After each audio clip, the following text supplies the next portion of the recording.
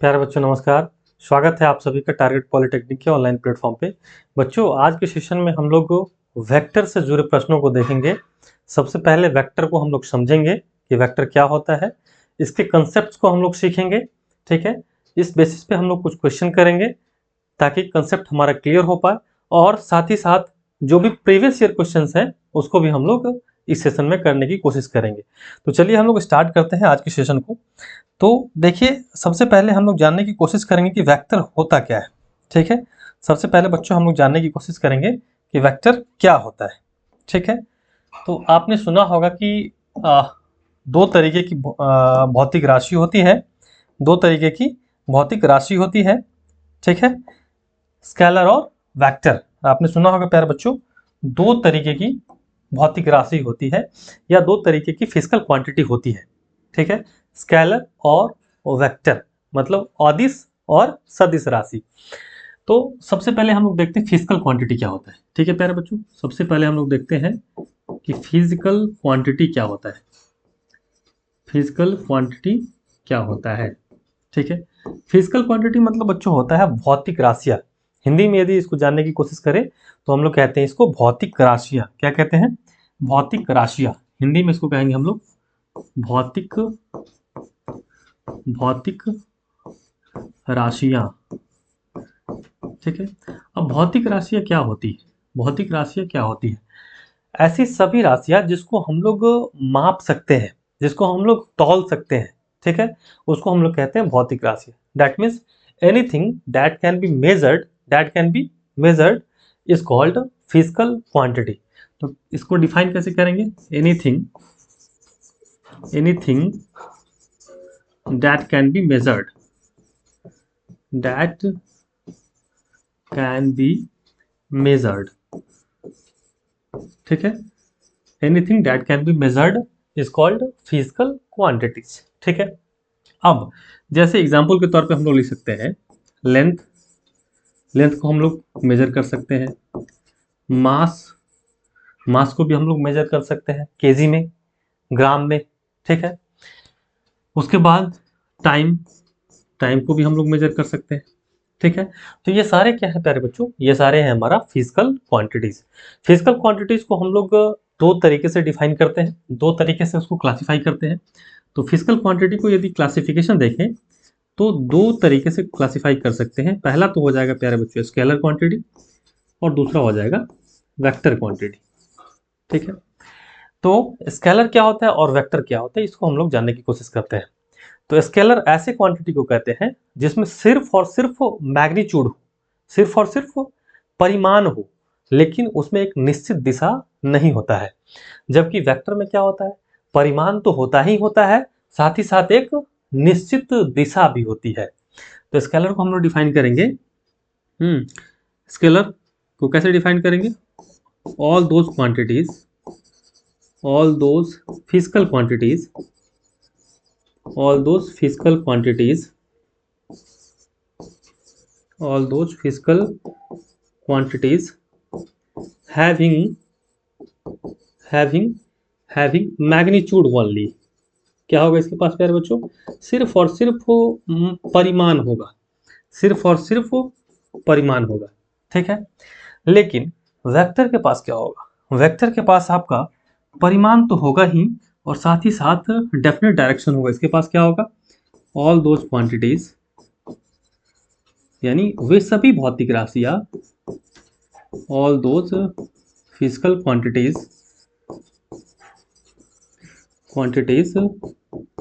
Having magnitude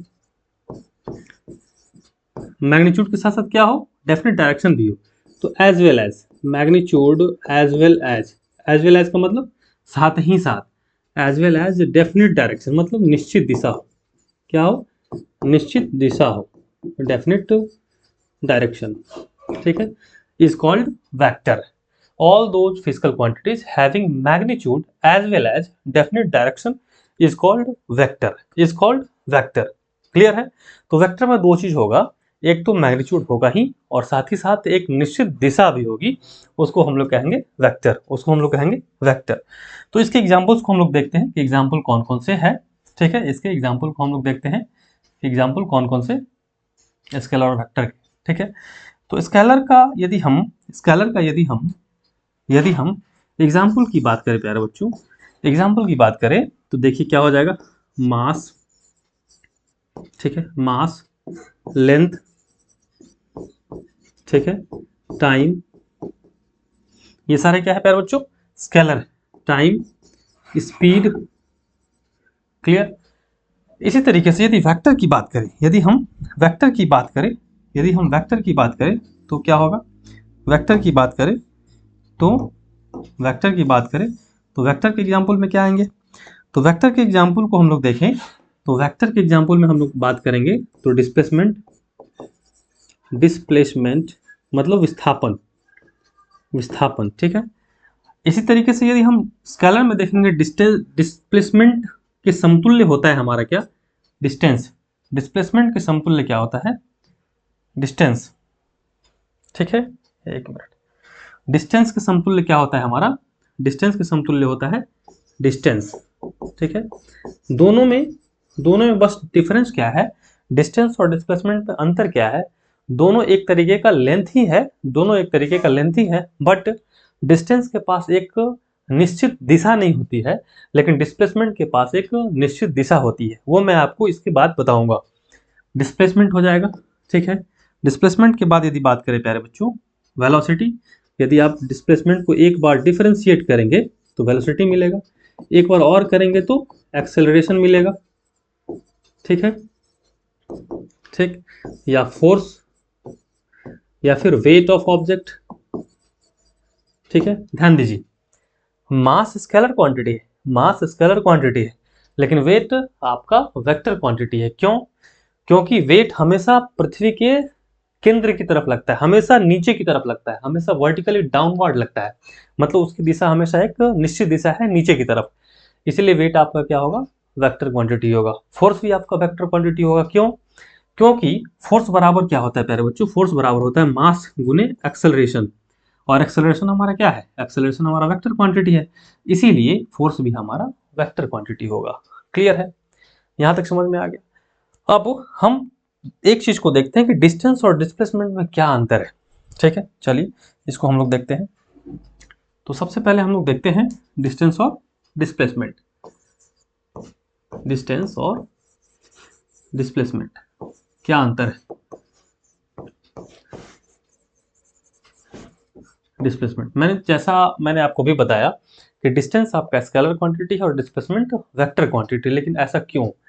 तो इसके पास सिर्फ मैग्नीट्यूड है, इसके पास मैग्नीट्यूड भी है और डायरेक्शन भी है। जैसे इसको एक एग्जांपल से समझते हैं। सपोज करिए हमें जाना है पॉइंट ए से पॉइंट बी तक जाना है। कहाँ जाना है? पॉइंट ए से पॉइंट बी तक जाना है। Clear?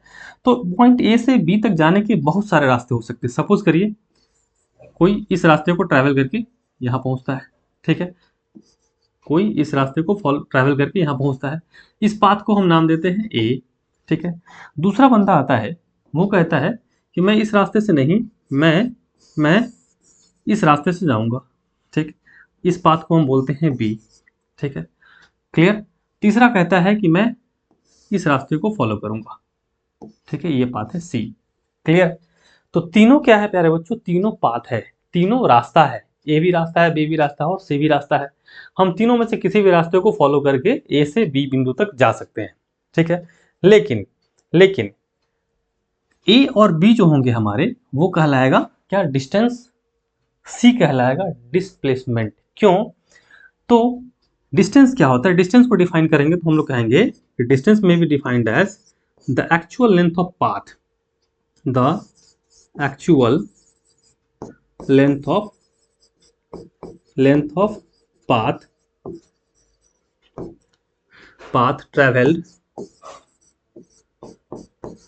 traveled is called distance, ठीक है। तो यहाँ पे हम कह सकते हैं कि जिस भी रास्ते को हम फॉलो करेंगे तो उसकी जो लंबाई होगी उसको हम लोग कहेंगे डिस्टेंस।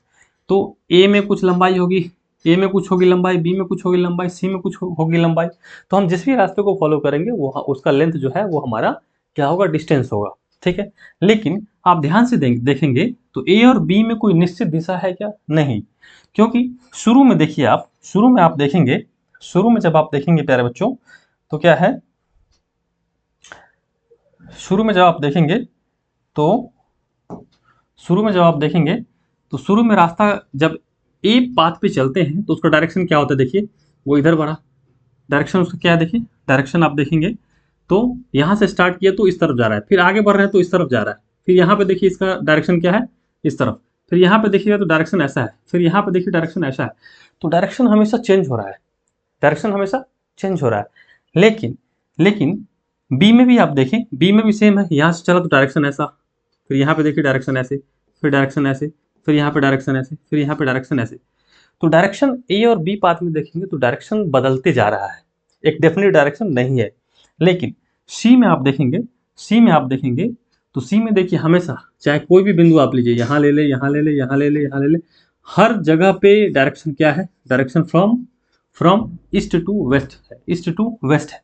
डायरेक्शन आपका एक निश्चित दिशा है, इसीलिए ए से बी का जो रास्ता सी वाला है वो डिस्प्लेसमेंट होगा, बाकी ए और बी जो होगा वो डिस्टेंस होगा। क्लियर है? क्लियर है?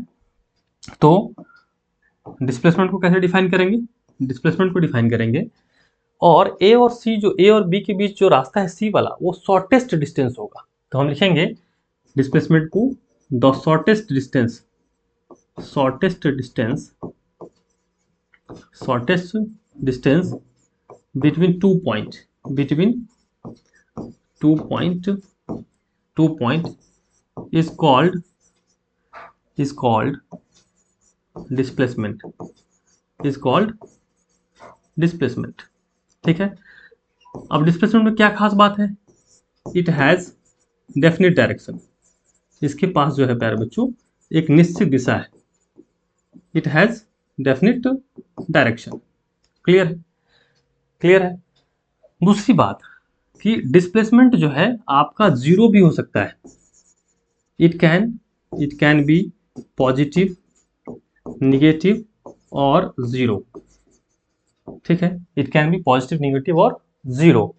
इसको ऐसे भी डिफाइन कर सकते हैं, डिस्प्लेसमेंट में भी defined as it may be defined as, it may be defined as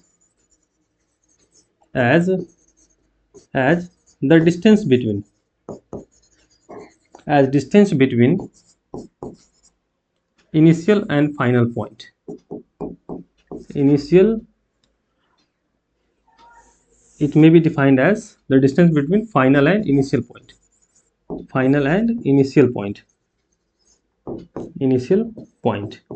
लेकिन वो डिस्टेंस कैसा होगा प्यारे बच्चों, शॉर्टेस्ट डिस्टेंस। तो it may be defined as the shortest distance, shortest distance between final and initial point.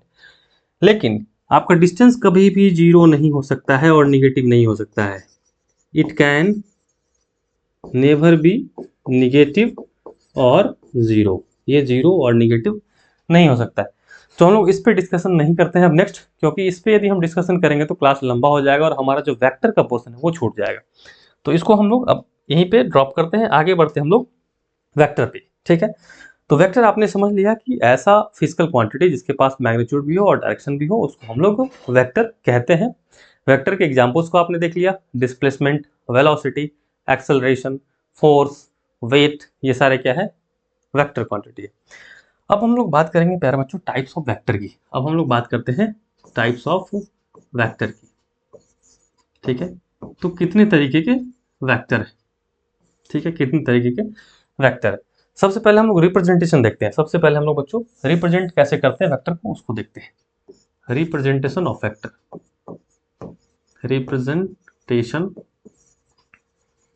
Representation of vector. ठीक है, तो वेक्टर को रिप्रेजेंट कैसे करते हैं, तो it is represented by, it is represented by, it is represented by a line, ठीक है, with arrow head with arrow head.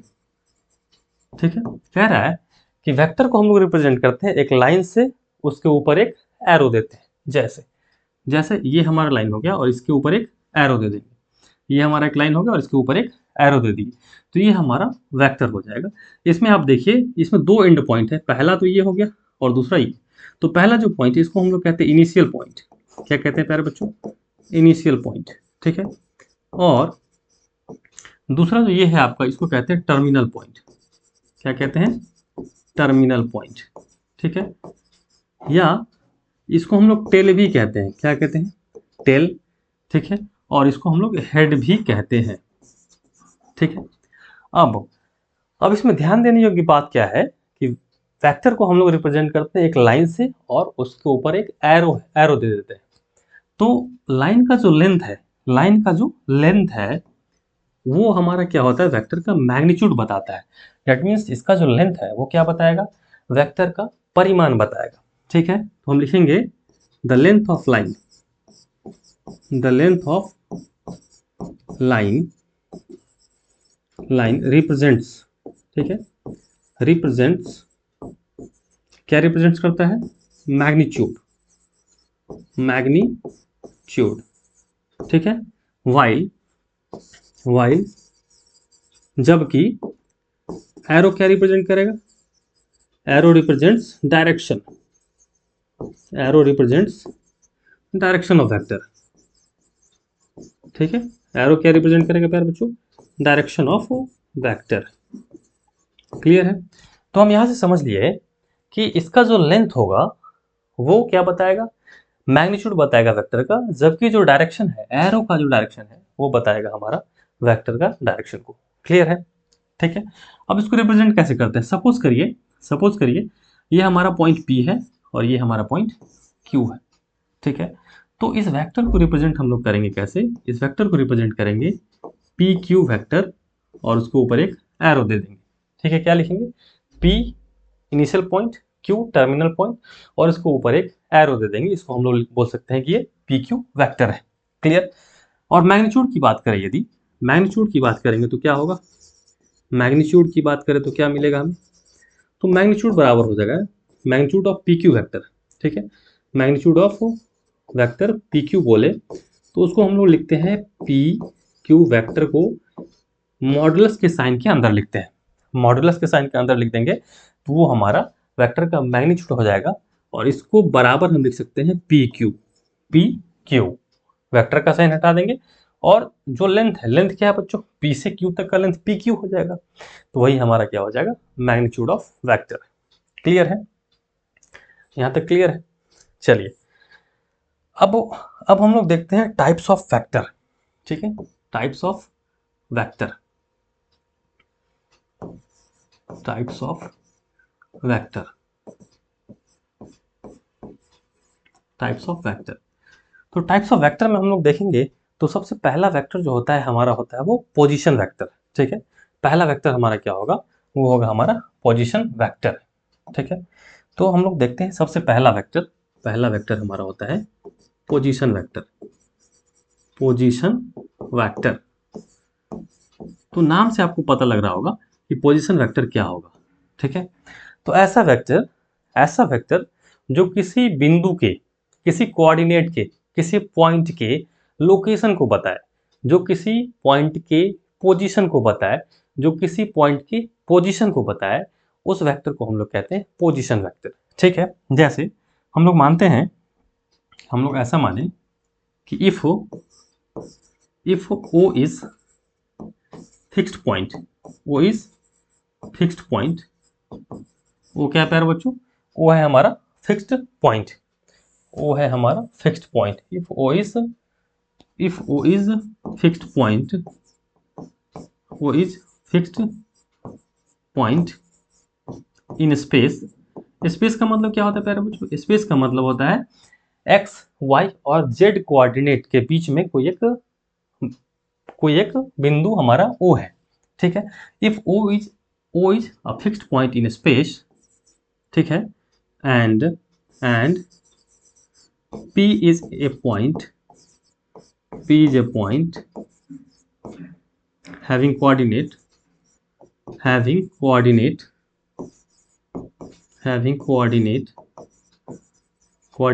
X y and z, ठीक है। देन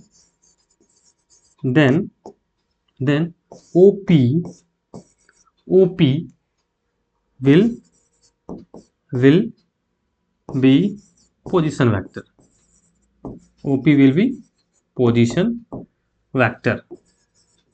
अब ये क्या है, इसको हम लोग समझते हैं ड्राइंग से, ठीक है। तो चलिए ड्राइंग हम लोग करते हैं। सपोज करिए हमारे पास कैसा कोऑर्डिनेट है, ये हमारा एक्स है, ये वाई एक्सिस है, ठीक है, और ये हमारा बच्चों जेड एक्सिस है, ठीक है।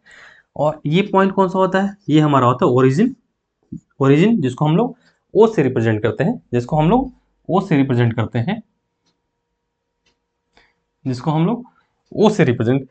हैं, और इसका कोऑर्डिनेट कितना होता है, 0। इसका कोऑर्डिनेट कितना होता है, कोऑर्डिनेट होता है 0 0 एंड 0, मतलब x का ही वैल्यू 0, y का ही वैल्यू 0 और z का ही वैल्यू 0 हो सकता है। इसको आप चाहे तो दो कोऑर्डिनेट भी ले सकते हैं। यदि हमारे पास ऐसा हो जिसमें ऐसा पॉइंट हो जो कि 2D प्लेन में एग्जिस्ट कर रहा हो, 2 डायमेंशनल प्लेन में एग्जिस्ट कर रहा हो, मतलब 2 डायमेंशनल कहने का मतलब इसमें 2 एक्सिस होगा, और 3 डायमेंशनल कहने का मतलब इसमें 3 एक्सिस होगा। तो यदि एक्स वाई है, दैट मीन्स 2 डायमेंशनल प्लेन है, तो इसमें ओरिजिन हमारा क्या होगा, 0, एक्स का वैल्यू 0 एंड वाई का वैल्यू 0, ठीक। अब कोई बिंदु प्यारे बच्चों ऐसा है, कोई बिंदु है हमारा यहाँ पे, कोई बिंदु है ये P, ठीक है, P है, और इसका कोऑर्डिनेट दे रखा है एक्स वाई, ठीक है। P इसका कोऑर्डिनेट दे रखा है एक्स वाई। तो जब हम O से P को मिलाएंगे, ठीक है, O से P को मिलाएंगे, तो जो हमारा वेक्टर होगा, ये होगा हमारा OP वेक्टर, और यही हमारा क्या हो जाएगा, पोजीशन वेक्टर। सिमिलरली यदि 3 डायमेंशनल है, जहाँ पे x एक्सिस है, y एक्सिस है और z एक्सिस है, उस केस में हमारा कोई पॉइंट है P, ठीक है, जिसका कोऑर्डिनेट क्या हो जाएगा बच्चों, x y और z हो जाएगा, ठीक। तो जब हम ओरिजिन से क्या करेंगे, ओरिजिन से P को मिलाएंगे, ठीक है, ओरिजिन से P को मिलाएंगे, तो हमें जो वेक्टर मिलेगा वो मिलेगा OP वेक्टर, और इसको हम लोग कहेंगे पोजीशन वेक्टर, क्लियर है, इसको हम लोग कहेंगे पोजीशन वेक्टर, क्लियर।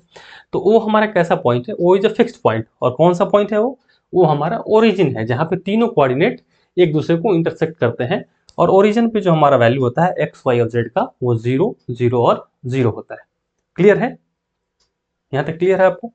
तो O और P को जब हम मिलाएंगे तो हमारा पोजीशन वेक्टर मिलेगा, उसको हम लोग रिप्रेजेंट कर सकते हैं OP वेक्टर से।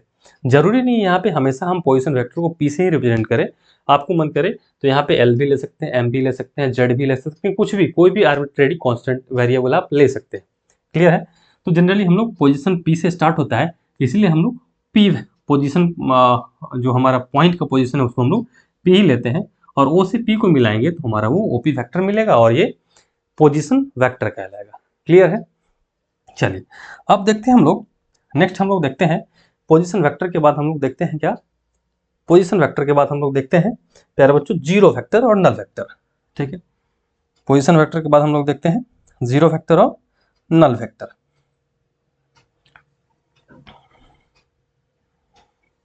इसके बाद देखते हैं हम लोग zero vector,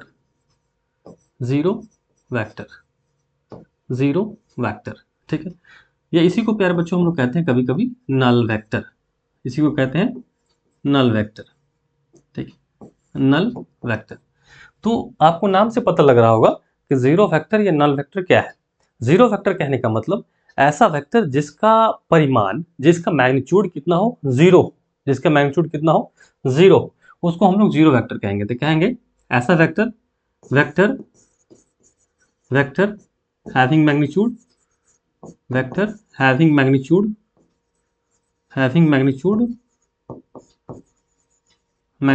equal to zero, magnitude कितना के बराबर हो, तो जीरो के बराबर हो, उसको हम लोग कहेंगे उसको हम लोग कहेंगे जीरो वेक्टर या फिर नल वेक्टर। तो बच्चों अब आती है कि मैग्नीट्यूड कैसे निकालेंगे। अब मैग्नीट्यूड कैसे निकालेंगे, क्लियर है। अब एक पहले हम लोग पोजीशन वेक्टर की तरफ बढ़ते हैं, पोजीशन वेक्टर की तरफ बढ़ते हैं। हमने देखा था अभी यहाँ पे पोजीशन वेक्टर, क्लियर है। तो ओपी वेक्टर को हमें रिप्रेजेंट यदि करना हो, सबसे पहले हमें यदि ओपी वेक्टर को रिप्रेजेंट करना हो तो कैसे रिप्रेजेंट करेंगे।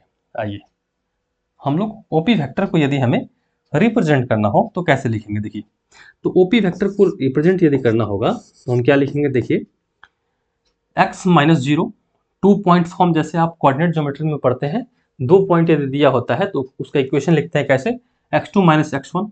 यहाँ पे x, यहाँ पे क्या है, x का कोऑर्डिनेट क्या है 1 है, और यहाँ पे क्या है 0 है, तो हम लिखेंगे 1 माइनस जीरो x, ठीक है।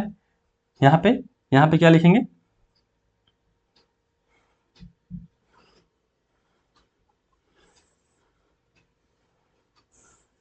यहाँ पे यहाँ पे यहाँ पे जो हमारा इसका इक्वेशन आ जाएगा वो आएगा एक्स आई प्लस वाई से प्लस जेड के। क्यों, ये क्या है प्यारे बच्चों, तो आप देखेंगे x की डायरेक्शन में यूनिट वेक्टर जो होता है, x के डायरेक्शन में हम लोग यूनिट वेक्टर लिखते हैं आई कैप, इसको मैं आगे डिस्कस करूंगा।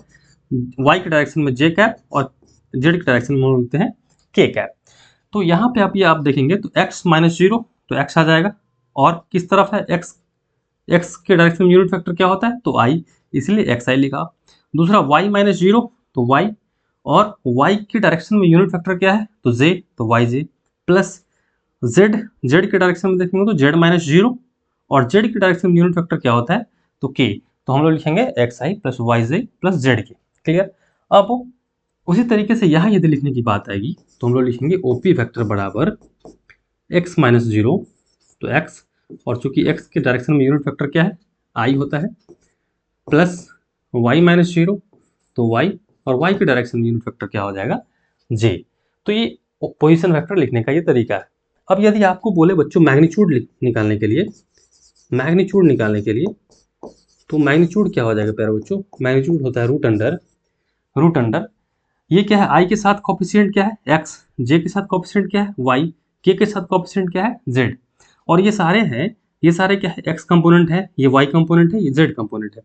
तो यदि मैग्नीट्यूड बोले तो मैग्नीट्यूड हम लोग लिखते हैं x कंपोनेंट का स्क्वायर, x कंपोनेंट का स्क्वायर प्लस y कंपोनेंट का स्क्वायर प्लस z कंपोनेंट का स्क्वायर, ठीक है, z कंपोनेंट का स्क्वायर। तो यदि यहाँ पे देखेंगे आप, यदि आप यहाँ पे देखेंगे, यदि आप यहाँ पे देखेंगे तो x कंपोनेंट क्या है जो i के साथ है, तो यहाँ पे हो जाएगा x square plus y square plus z square, तो ये हमारा मैग्नीट्यूड आ जाएगा। और मैग्नीट्यूड कितना होगा, ओपी वेक्टर का मैग्नीट्यूड कितना होगा ओपी, यानी ऊपर से जो लाइन है वो हट जाएगा। सिमिलरली यदि यहाँ पे बात करें 2D प्लेन में, तो 2D प्लेन में यदि हम मैग्नीट्यूड निकालने की बात करें, मतलब मैग्नीट्यूड कहने का मतलब ओपी वेक्टर का मॉड, ठीक है, ओपी वेक्टर का मॉड, तो ये बराबर हो जाएगा root under x square plus y square, ठीक है, x square plus y square, clear है, x square plus y square. यहाँ तक समझ में आ गया आपको। तो मैग्नीट्यूड कैसे निकालते हैं वो आप अभी समझ गए होंगे। तो सिमिलरली हम यहाँ पे देखते हैं जीरो वेक्टर। तो जीरो वेक्टर में हमने आपको बताया कि ऐसा वेक्टर जिसका मैग्नीट्यूड जीरो, ठीक है। तो मैग्नीट्यूड जीरो कहने का मतलब मैग्नीट्यूड कैसे निकालते हैं हम लोग, मैग्नीट्यूड निकालते हैं, मैग्नीट्यूड निकालते हैं हम लोग, मैग्नीट्यूड कैसे निकालते हैं, root under x square plus y square plus z square, ठीक है। तो इसका वैल्यू कितना आना चाहिए, इसका वैल्यू हमारा जीरो होना चाहिए। तो ऐसे वेक्टर को हम लोग कहेंगे जीरो वेक्टर, क्लियर। अब आइए नेक्स्ट हम लोग देखते हैं यूनिट वेक्टर। अब देखते हैं हम लोग यूनिट वेक्टर, ठीक है।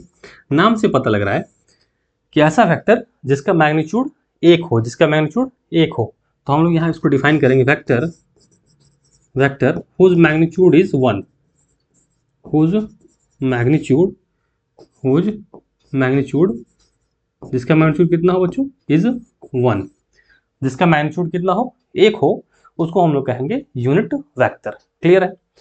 तो यूनिट वेक्टर को रिप्रेजेंट कैसे करते हैं, ठीक है। तो यूनिट वेक्टर को हम लोग रिप्रेजेंट करते हैं, इट इज रिप्रेजेंटेड एज, इसको दर्शाते कैसे, तो it is represented as as as cap, as i cap, j cap and k cap. ठीक है, कैप से दर्शाया जाता है आई किधर, along along x y and z axis, z axis respectively.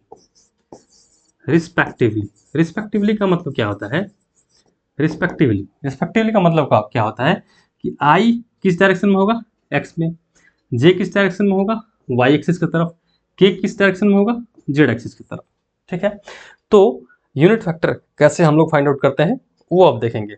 तो यूनिट फैक्टर हम लोग डिफाइन कैसे करते हैं, ऐसा फैक्टर जिसका मैग्नीट्यूड एक हो और उसको दर्शाते हैं आई कैप, जे कैप और के कैप से।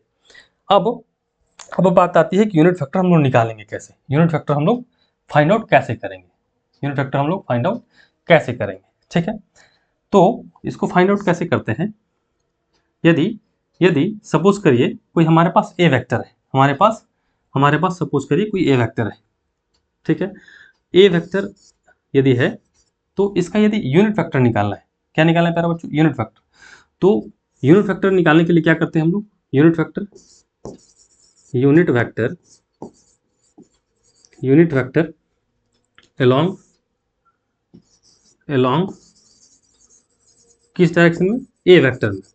तो यदि ए वेक्टर का आपको यूनिट वेक्टर निकालना हो तो उसको रिप्रेजेंट करते हैं कैसे, ए कैप, ए कैप बराबर होता है ए वेक्टर बटे magnitude of A vector, magnitude of A vector. ठीक है, आया समझ में आपको, आया समझ में। तो हम लोग यदि हमें ए वेक्टर को दिया है, उसका मैग्नीट्यूड उसका आपको यूनिट वेक्टर निकालना है, तो यूनिट वेक्टर बराबर होता है वेक्टर ए बटे magnitude of vector A. Clear है। जैसे चलिए हम लोग इसको एक एग्जाम्पल्स की सहायता से समझने की कोशिश करते हैं। सपोज करिए आपके पास कोई वेक्टर दिया है, सपोज करिए आपके पास दिया है कोई वेक्टर, आपके पास कोई वेक्टर दिया है बी वेक्टर, आपके पास कोई ए बी वेक्टर दिया है, ए बी वेक्टर दिया है। ठीक है, वो कितना है प्यारे बच्चों, एक्स आई प्लस वाई जे प्लस जेड की। ठीक है, क्लियर। इस तरीके का कोई वेक्टर दिया है आपको, इसका आपको निकालना है यूनिट वेक्टर। क्वेश्चन देगा find find unit vector, unit vector unit vector along along A B vector. ठीक है, तो हमें पता है कि यूनिट वेक्टर यदि बोले तो क्या होता है, ए बी वेक्टर का यूनिट वेक्टर बोले तो A B vector upon A B vector का मैग्नीट्यूड होता है। तो ए बी वेक्टर हमारे पास क्या है, एक्स आई प्लस वाई जे प्लस जेड के अपॉन इसका मैग्नीट्यूड। तो मैग्नीट्यूड मैंने आपको बताया कि मैग्नीट्यूड बराबर क्या होता है, एक्स कंपोनेंट का स्क्वायर प्लस वाई कंपोनेंट का स्क्वायर प्लस जेड कंपोनेंट का स्क्वायर। और कंपोनेंट कहने का मतलब कि आई के साथ जो भी कोएफिशिएंट है वो कंपोनेंट होता है, जे के साथ जो कोएफिशिएंट है वो क्या होता है, कंपोनेंट, के साथ जो कोएफिशिएंट है उसको कहते हैं हम लोग कंपोनेंट। तो यदि ए बी कैप निकालना होता तो क्या होता, इस तरीके का हम लोग unit vector along A B find out कर सकते थे। ठीक है, मैं आपको कुछ क्वेश्चंस कराने की कोशिश कर रहा हूँ, फिर मैं टाइप्स ऑफ वेक्टर पे आऊँगा। ठीक है, देखिए ये क्वेश्चंस है, इसमें क्या फाइंड आउट करना है हमें, इसमें फाइंड आउट करना है कि find the magnitude of following vectors. यानी कुछ वेक्टर्स आपको दिए हुए हैं, इसका मैग्नीट्यूड फाइंड आउट करना है, इसका मैग्नीट्यूड फाइंड आउट करना है। तो चलिए पहले वाला क्वेश्चन देखते हैं हम लोग। पहला वाला वेक्टर हमारा है ए वेक्टर, ए वेक्टर ये है हमारा कितना, 2y प्लस 3j प्लस के। इसका आपको मैग्नीट्यूड फाइंड आउट करना है। तो यहाँ पे देखिए एक्स कंपोनेंट कितना है, एक्स कंपोनेंट मतलब आई डायरेक्शन में, यानी आई के साथ जो जुड़ा हुआ होगा, आई के साथ जो जुड़ा हुआ होगा वो एक्स कंपोनेंट होगा, तो ये 2 है। वाई कंपोनेंट कितना है, वाई कंपोनेंट जो जे के साथ जुड़ा हो तो वो 3 है। जेड कंपोनेंट कितना है, वो के साथ जुड़ा हुआ है। तो के साथ आपको कोई भी कोफिशिएंट नहीं है, तो हम मान सकते हैं कि कुछ भी नहीं हो तो हम मान सकते हैं कि 1 है। ठीक है, तो यदि हमें बोले आप मैग्नीट्यूड फाइंड आउट करिए, यानी ए का मॉड कहने का मतलब होता है एक्स कंपोनेंट का स्क्वायर प्लस वाई कंपोनेंट का स्क्वायर प्लस जेड कंपोनेंट का स्क्वायर। ठीक है, यही हमारा क्या होता है प्यारे बच्चों, मैग्नीट्यूड होता है। तो यहाँ से हम लिखेंगे x कितना है 2, 2 का स्क्वायर, y कितना है 3 का स्क्वायर और z कितना है 1 का स्क्वायर। तो जब आप सॉल्व करेंगे तो दोनों 4, 3 3 9 और 1 का स्क्वायर 1 आएगा, 9 1 10 4 14, यानी मैग्नीट्यूड कितना आ जाएगा, ए वेक्टर का मैग्नीट्यूड आ जाएगा आपको 14। कितना आ जाएगा 14। क्लियर है। सिमिलरली दूसरा क्वेश्चन देखते हैं। दूसरा क्वेश्चन देखिए, दूसरा क्वेश्चन की बात करें तो दूसरा क्वेश्चन में दिया है a equal to 1/2y plus j plus 2k। ठीक है, तो यदि हमें इसका मैग्नीट्यूड निकालना है तो क्या लिखेंगे, x कंपोनेंट। ठीक है, x कंपोनेंट कितना है 1/2, तो 1/2 का स्क्वायर प्लस y कंपोनेंट 1 का स्क्वायर प्लस z कंपोनेंट 2 का स्क्वायर। तो यहाँ से आ जाएगा ये 1/4 प्लस 1 प्लस 4। ठीक है, इसको आप जोड़ेंगे तो 5 प्लस 1/4 यही आएगा। यहाँ से इसको जब सॉल्व करेंगे आप तो 5 4 9। ठीक है, यहाँ पे जब सॉल्व करेंगे तो 1 आ जाएगा, यहाँ पे देखिए 4। ठीक है, तो ये 20 प्लस 1 यानी मिल जाएगा 21/4। ठीक है, 21/4। या इसको आप ऐसे भी लिख सकते हैं कि 5.25, 5.25। तो मॉड्यूलस ऑफ ए मतलब मैग्नीट्यूड ऑफ ए कितना आ जाएगा 5.25। सिमिलरली यदि आप इसको सॉल्व करने की कोशिश करते हैं थर्ड वाले क्वेश्चन को, तो थर्ड वाले क्वेश्चन को हम जब हम सॉल्व करेंगे तो देखिए थर्ड वाला में क्या है, मैग्नीट्यूड यदि निकालना हो तो x कंपोनेंट कितना है, देखिए -2, तो हम लिखेंगे -2 का स्क्वायर प्लस y कंपोनेंट कितना है 4, तो 4 का स्क्वायर प्लस z कंपोनेंट कितना है 1 का स्क्वायर। तो यहाँ से हो जाएगा 2 का स्क्वायर 4, 4 का स्क्वायर 16 प्लस 1, तो 16 4 20 और 1 21। ठीक है, अब एक्चुअली में आपको थोड़ा ये समझ में आ रहा होगा कि ये एक्स वाई और जेड कंपोनेंट है क्या, ये एक्स वाई और जेड कंपोनेंट फिजिकली है क्या। तो इसको भी मैं आपको एक बार समझाने की कोशिश करता हूँ। सपोज करिए आपके पास कुछ इस तरीके के एक्स एक्सिस और वाई एक्सिस है। कंपोनेंट तोड़ना मैं एक बार आपको सिखाता हूँ, कंपोनेंट तोड़ना मैं आपको एक बार सिखाता हूँ। चलिए,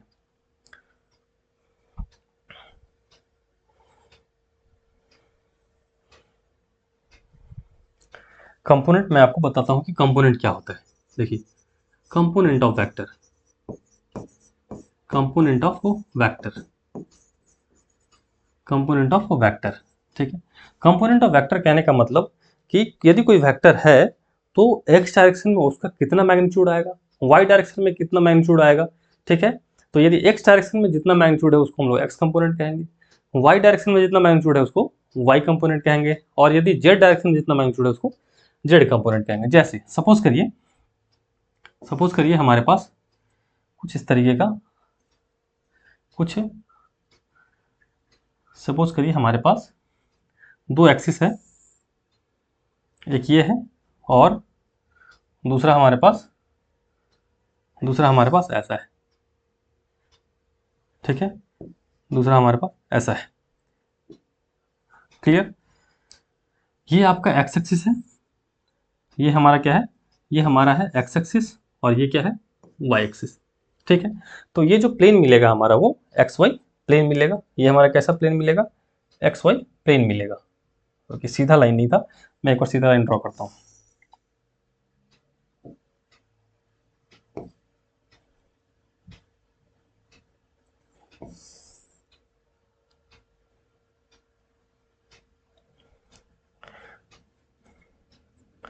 और यहाँ से ये सपोज करिए ये वाई एक्सिस है। ठीक है, दोनों परपेंडिकुलर है, ये एक्स है और ये वाई है। अभी कोई वेक्टर हमने लिया था p, सपोज करिए हमने एक वेक्टर लिया था p वेक्टर लिया था। ठीक है, हमने एक वेक्टर कैसा लिया था p वेक्टर, ये कुछ इस तरीके का था।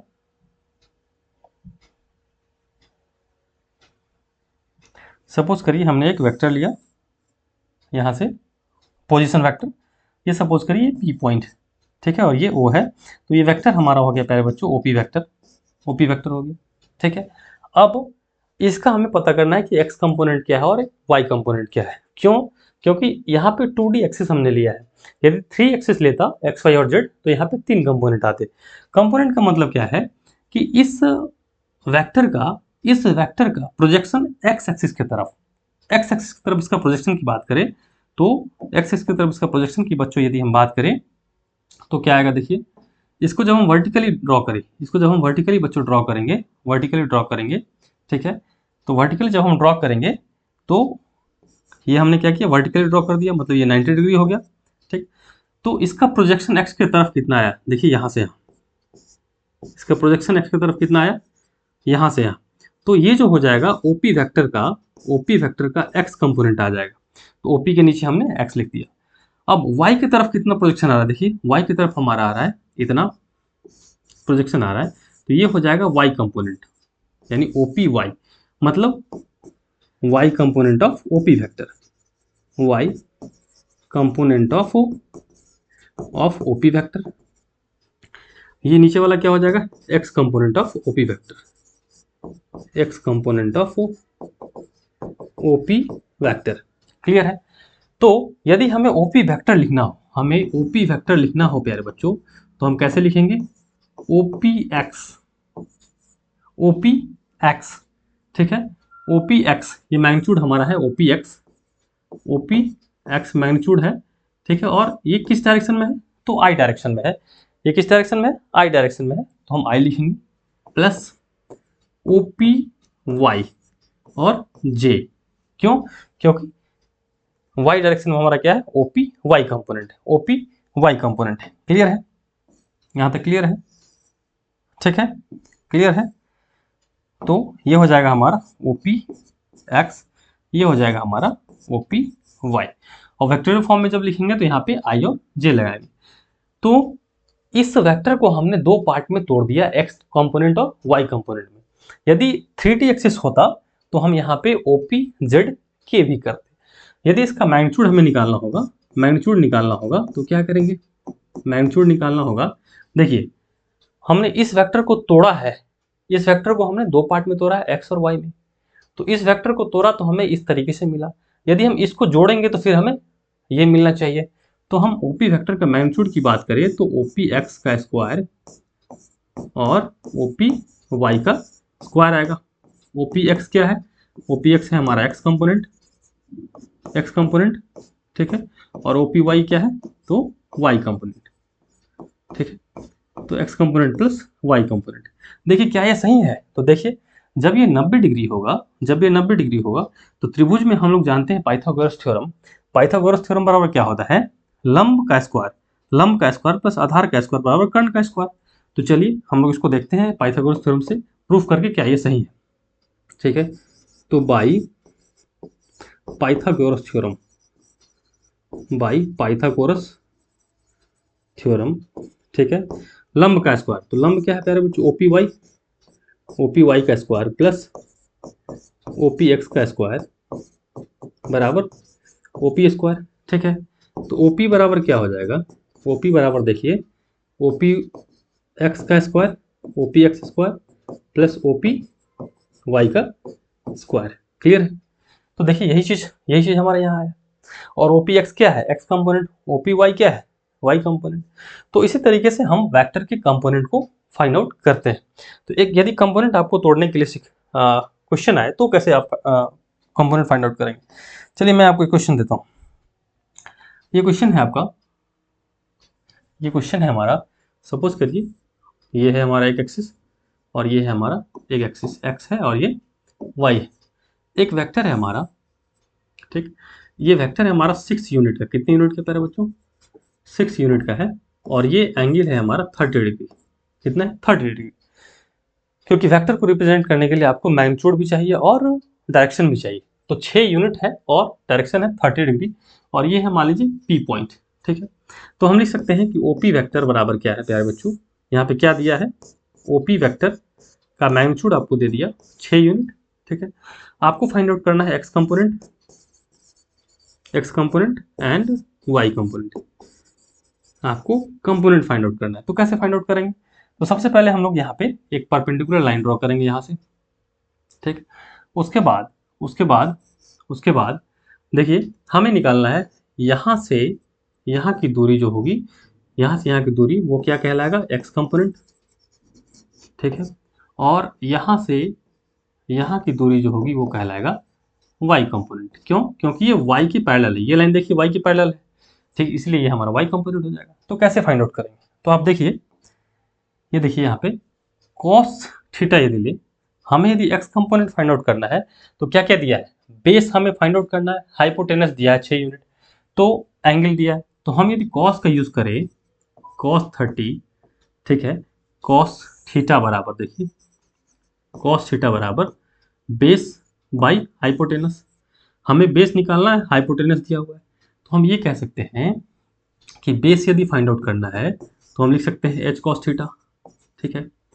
सिमिलरली यदि हमें y कंपोनेंट फाइंड आउट करना है तो ये लंब हो गया, ये आधार हो गया, तो हम लिख सकते हैं यहाँ पे साइन थीटा बराबर p बाई एच।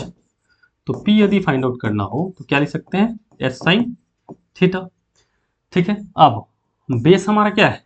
बेस हमारा ये है, बेस मतलब x कंपोनेंट, x कंपोनेंट, तो x कंपोनेंट बराबर h cos थीटा।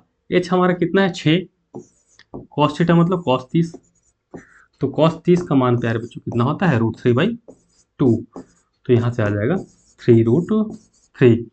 यहाँ से यदि लंब निकालना हो, डेट मीन्स y कंपोनेंट, ये है हमारा y कंपोनेंट, तो क्या हो जाएगा? h 6 और साइन 30 का मान कितना हो जाएगा? 6 मल्टीप्लाइड बाई 1/2, तो ये मिल जाएगा आपका 3। तो आपने x कंपोनेंट फाइंड आउट कर लिया और y कंपोनेंट फाइंड आउट कर लिया। अब इस वेक्टर को यदि वेक्टोरियल फॉर्म में लिखना होगा तो OP वेक्टर बराबर क्या लिख सकते हैं हम? OPX I plus OPYJ। x क्या है? x component of OP, OPY क्या है? y component of OP vector. तो x कंपोनेंट कितना हमने निकाला है? 3√3 I प्लस y कंपोनेंट कितना है? 3 है, तो 3J, 3 कितना हो जाएगा? J, 3J, ठीक है।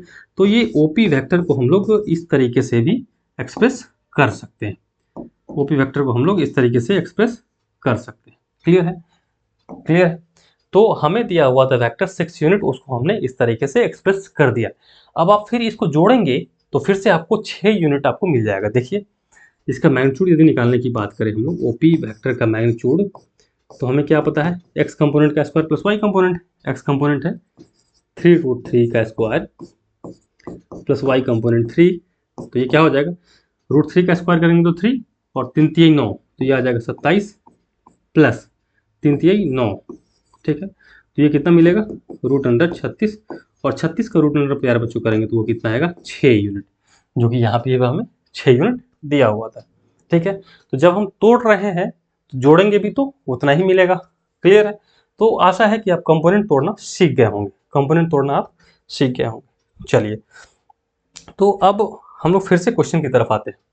अब हम लोग क्वेश्चन की तरफ आते हैं। देखिए, क्वेश्चन में बोला गया है कि if A vector equal to this then find unit vector along A vector, ठीक है। तो हमने आपको बताया कि यदि यूनिट वेक्टर फाइंड आउट करना हो तो यूनिट वेक्टर बराबर होता है वेक्टर ए बटे वेक्टर ए का मैग्नीट्यूड। क्लियर? तो वेक्टर ए आपको क्या दिया हुआ है? देखिए, वेक्टर ए आपको यहाँ पे दिया हुआ है, लेकिन हमें मैग्नीट्यूड भी तो फाइंड आउट करना पड़ेगा। क्लियर? तो सबसे पहले हम लोग मैग्नीट्यूड फाइंड आउट करते हैं। क्या फाइंड आउट करते हैं? मैग्नीट्यूड। तो मैग्नीट्यूड हम लोग इधर फाइंड आउट कर लेते हैं। मैग्नीट्यूड क्या फाइंड आउट कर ले हम लोग? मैग्नीट्यूड ऑफ ए वेक्टर, ठीक है। तो मैग्नीट्यूड ऑफ ए वेक्टर को कैसे रिप्रेजेंट करेंगे? ए वेक्टर की तरफ, ए वेक्टर के दोनों तरफ मॉड लगा देंगे, और वो बराबर क्या होता है? एक्स कंपोनेंट का स्क्वायर, एक्स कंपोनेंट आपका 2 है, प्लस वाई कंपोनेंट का स्क्वायर 3 है, प्लस जेड कंपोनेंट, जेड कितना है? -4 का स्क्वायर। तो यहाँ से प्यारे बच्चों ये आ जाएगा 4 प्लस 9 प्लस 16, ये मिल जाएगा 29, ठीक है। अब हमें निकालना था unit vector along A vector, तो यूनिट वेक्टर बराबर क्या होता है? ए वेक्टर अपॉन मैग्नीट्यूड। क्लियर? तो ए वेक्टर आपका क्या है? ए वेक्टर देखिए 2i plus 3j minus of 4k upon magnitude of A vector, वो कितना है? √29, √29, ये हमारा हो गया unit vector along A vector. तो इसको हम लोग लिखेंगे 2 बटे √29 i प्लस 3/√29 जे -4/29 के। ठीक है, तो ये हमारा हो गया यूनिट वेक्टर। ये हमारा क्या हो गया? Unit vector. ठीक है, अब ध्यान दीजिए, अब हमारा यूनिट वेक्टर हमने निकाल लिया और मैंने आपको बताया कि यूनिट वेक्टर उसको कहते हैं जिसका मैग्नीट्यूड या जिसका परिमाण 1 हो। तो डेट मीन्स यदि इसका परिमाण हम निकाले, इस वेक्टर का मैग्नीट्यूड निकाले, तो कितना आना चाहिए? 1 आना चाहिए। कितना आना चाहिए? 1 आना चाहिए। तो चलिए हम लोग निकाल के देखते हैं, प्रूफ करके, क्या इसका मैग्नीट्यूड 1 आता है या नहीं। तो यदि हम यूनिट वेक्टर का मैग्नीट्यूड निकालेंगे तो हमने आपको बताया कि मैग्नीट्यूड बराबर क्या होता है? एक्स कंपोनेंट का स्क्वायर। तो 2/√29 का स्क्वायर प्लस 3/√29 का स्क्वायर प्लस माइनस ऑफ 4/√29 का स्क्वायर। क्लियर है? तो ये हमें कितना आना चाहिए? 1 आना चाहिए, क्योंकि हमने निकाला है यूनिट वेक्टर। तो जब स्क्वायर करेंगे तो 2 का स्क्वायर 4/29, क्योंकि √29 का स्क्वायर करेंगे तो 29 आएगा, प्लस 3×3 = 9/29 प्लस -4 का स्क्वायर करेंगे तो 16 आएगा, तो 16/29। और ये किस में है? स्क्वायर रूट के अंदर। तो 16×4 20 और 9 29/29। तो 29/29 कितना आया? √1, मतलब 1। तो देखिए इसका मैग्नीट्यूड कितना आ गया? 1। ठीक है, दैट मीन्स ये जो हमने वेक्टर फाइंड आउट किया है वो यूनिट वेक्टर है। क्लियर है? तो इस तरीके से आप यूनिट वेक्टर फाइंड आउट कर सकते हैं। और क्वेश्चन हम दिखाते हैं इसमें। देखिए ये भी क्वेश्चन है, आपको इसमें यूनिट वेक्टर फाइंड आउट करना है और वेक्टर क्या दिया हुआ है? 3i + 4j + 5k। तो आप इसको भी फाइंड आउट कर सकते हैं, बहुत ही आसानी से फाइंड आउट कर सकते हैं। ठीक है, तो देखिए यूनिट वेक्टर बराबर हमने आपको बताया vector A upon magnitude of vector A. तो वेक्टर ए क्या है आपका? देखिए 3i + 4j + 5k अपॉन क्या हो जाएगा? मैग्नीट्यूड। और मैग्नीट्यूड क्या होता है? एक्स कंपोनेंट का स्क्वायर प्लस वाई कंपोनेंट का स्क्वायर प्लस जेड कंपोनेंट का स्क्वायर। तो यहाँ से क्या आ जाएगा? देखिए ये आ जाएगा आपका 3i + 4j + 5k upon 3×3 = 9 plus 16 plus 25। ठीक है, तो क्या आ जाएगा? देखिए 3/16 9 कितना आ जाएगा? 9×6 = 15, 25 और 25 50। तो 3/50i + 4/√50j + 5/50k। क्लियर? अब यदि ऐसा कुछ कटने वाला है तो उसको काट देंगे, नहीं कटने वाला है तो छोड़ देंगे। तो 50 से ऊपर में 4 है तो क्या काट सकते हैं इसको? तो हम फैक्टर भी करेंगे 50 का तो 4 नहीं आएगा। क्लियर है? 5√2 आएगा तो नहीं कट पाएगा, लेकिन यहाँ पे आप कट कर सकते हैं। कैसे? देखिए, तो इसको लिख सकते हैं 3/50 को 5√2 25 ना 50i + 4/5√2j + 5/5√2k। तो 5 से 5 कैंसिल हो जाएगा और यहाँ पे आ जाएगा 1/√2k। इसको लिख सकते हैं 3/5√2i + 4/5√2j प्लस ऊपर में 1/√2k। तो यही आपका क्या हो जाएगा? Unit vector. आप चाहे तो यहाँ तक भी छोड़ सकते थे, ठीक है, बट मैंने ज़्यादा सिंप्लीफाई कर दिया, तो आप यहाँ तक भी कर सकते हैं। क्लियर है? तो आशा है कि आपको यूनिट वेक्टर निकालना आ गया होगा। तो फिर से अब हम लोग नेक्स्ट कंसेप्ट की तरफ चलते हैं। नेक्स्ट कंसेप्ट की तरफ चलते हैं। क्वेश्चन और भी है। क्वेश्चन है, देखिए, जैसे बोल रहा है कि find the magnitude of sum of vectors this, यानी 2 वेक्टर दे रखा है। तो यदि ऐसे वेक्टर्स रहेंगे तो हम लोग कैसे फाइंड आउट करेंगे मैग्नीट्यूड? देखिए 2 वेक्टर यदि है, यदि कोई वेक्टर ए है और कोई वेक्टर बी है, ठीक है, कोई वेक्टर ए है और कोई वेक्टर बी है, तो आपको यदि रिजल्टेंट बोले, रिजल्टेंट वेक्टर बोले, तो रिजल्टेंट बराबर होता है vector A plus vector B, vector A plus vector B. ठीक है, सपोज करिए आपके पास इस तरीके का कोई 2 वेक्टर दे रखा है। आपके पास दे रखा है कि ए वेक्टर जो है इस तरीके का है, a1i plus A2J plus A3K, ठीक है। दूसरा वेक्टर है B वेक्टर, वो दे रखा है B1I plus B2J plus B3K, ये दो वेक्टर दे रखा है। और आपको पूछे, आप बताइए हमें A प्लस बी वेक्टर, तो A प्लस बी वेक्टर बोलेगा तो हम लोग क्या करेंगे, x वाले को x के साथ जोड़ेंगे, y वाले को y के साथ जोड़ेंगे और z वाले को z के साथ जोड़ेंगे। तो यहाँ पे देखिए i और i एक साथ जोड़ेंगे तो यहाँ पे क्या आ जाएगा, A1 प्लस क्या आ जाएगा B1I प्लस j वाले को j के साथ जोड़ेंगे तो A2 plus B2J plus k वाले को k के साथ जोड़ेंगे तो A3 प्लस B3K। क्लियर है। तो इस तरीके से हम लोग दो वेक्टर को जोड़ सकते हैं और इसी को हम लोग कभी कभी रिजल्टेंट भी कहते हैं, रिजल्टेंट वेक्टर भी हम लोग कहते हैं, इसको हम क्या कहते हैं, रिजल्टेंट वेक्टर भी कहते हैं। तो रिजल्टेंट निकालने का एक तरीका है हमारा triangle law of vector addition and parallelogram law of vector addition, तो उसको भी हम लोग सीखेंगे। पहले हम लोग ऐसे क्वेश्चंस को सॉल्व करना सीखते हैं। तो यदि हमारे पास क्या दिया हुआ है, दो वेक्टर दिया हुआ है। सपोज करिए कि वो वेक्टर हमारा क्या है, वो वेक्टर है हमारा ए वेक्टर, ठीक है। वो वेक्टर है हमारा ए वेक्टर, उसका वैल्यू कितना दिया हुआ है, आई प्लस जे प्लस के। और बी वेक्टर दे रखा है, उसका वैल्यू दे रखा है 2y plus 3j plus 4k। तो यदि हमें निकालना है दोनों का सम, a प्लस बी वेक्टर, तो क्या हो जाएगा, इसके कोएफिशिएंट में कुछ नहीं, मतलब एक होगा तो हम जोड़ देंगे i को i के साथ, तो 1 प्लस 2i प्लस j के साथ कितना है, इसके पीछे में कुछ भी नहीं है मतलब 1 होगा, तो 1 प्लस 3j प्लस k के पहले कुछ नहीं मतलब 1 होगा, तो 1 प्लस 4k। तो यहाँ से मिलेगा 3i plus 4j plus 5k, ठीक है। तो a प्लस बी वेक्टर हमें मिल गया। लेकिन बच्चों हमें a प्लस बी वेक्टर ही नहीं निकालना था, हमें निकालना था magnitude of a plus B vector. क्या निकालना था, magnitude of a plus B vector, ठीक है। तो यदि magnitude of a plus B vector निकालना है तो मैग्नीट्यूड कैसे निकालते हैं हम लोग, हमें पता है x component plus y component plus z component का स्क्वायर, x कंपोनेंट का स्क्वायर प्लस y कंपोनेंट का स्क्वायर प्लस z कंपोनेंट का स्क्वायर।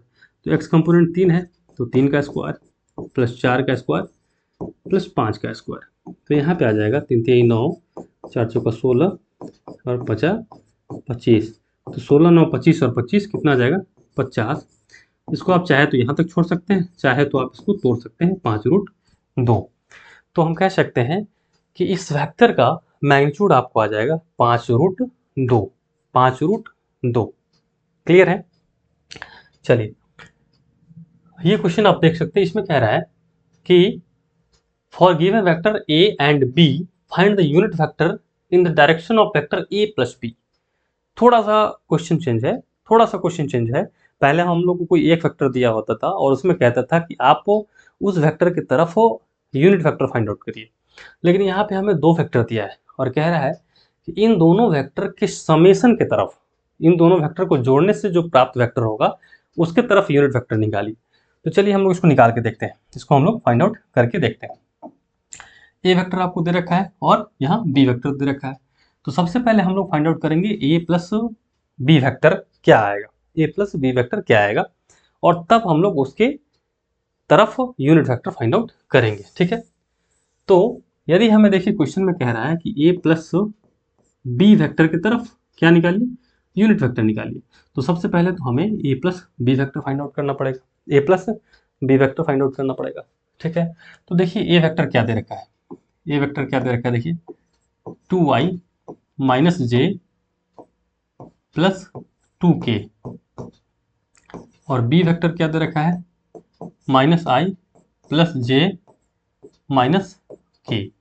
तो ए प्लस बी वेक्टर यदि हम करेंगे, ए प्लस बी वेक्टर, ठीक, तो जोड़ेंगे यदि हम, तो आई के साथ आई वाले को, जे के साथ जे वाले को, के साथ के वाले को, तो 2 और यहाँ पे आई के साथ कितना है -1, तो आ जाएगा 2 - 1 आई प्लस, देखिए यहाँ पे जे के साथ 1j है और यहाँ पे -j, तो हम लिख सकते हैं -1 + 1 j प्लस, अब k के साथ देखिए यहाँ पे 2 है, ठीक है, और नीचे में कितना है -1, तो 2 - 1 k, क्लियर।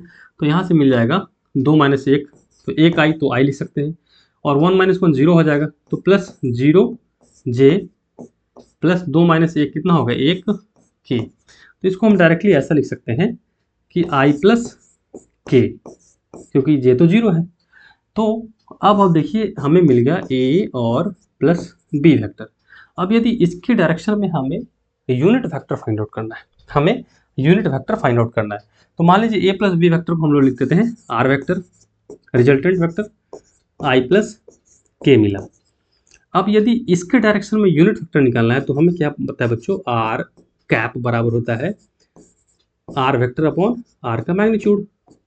तो r वेक्टर है i + k बटे मैग्नीट्यूड कितना हो जाएगा, i के साथ जो कोएफिशिएंट में है, तो i के साथ कुछ भी नहीं है मतलब 1 होगा, यहाँ पे कुछ भी नहीं लिखा है, 1 2 3 कुछ नहीं लिखा है, मतलब 1 होता है, तो 1 का स्क्वायर प्लस k के साथ कितना है 1, तो 1 का स्क्वायर, तो यहाँ से हो जाएगा i + k अपॉन √2। तो यदि हम वेक्टर लिखे unit vector along a + b बराबर हो जाएगा 1/√2i प्लस 1/√2k, यही हमारा यूनिट वेक्टर हो जाएगा along a + b vector. Clear है। तो ऐसे क्वेश्चंस आपको आ सकते हैं 4 मार्क्स में, आप इसको ध्यान से समझने की कोशिश करें।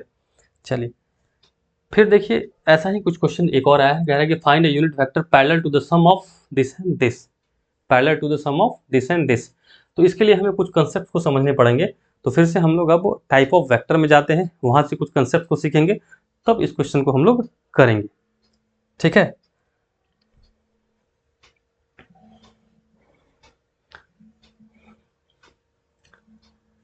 हम लोग कहाँ थे प्यारे बच्चों, देखिए हम लोग टाइप्स ऑफ वेक्टर देख रहे थे, टाइप्स ऑफ वेक्टर देख रहे थे, और उसके बाद हमने यूनिट वेक्टर को देख लिया था।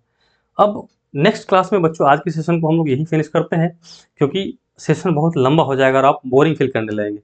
तो फिर हम लोग कल के सेशन में मिलते हैं, कल हम लोग इससे आगे के सेशन को करेंगे और आगे के कंसेप्ट को सीखेंगे।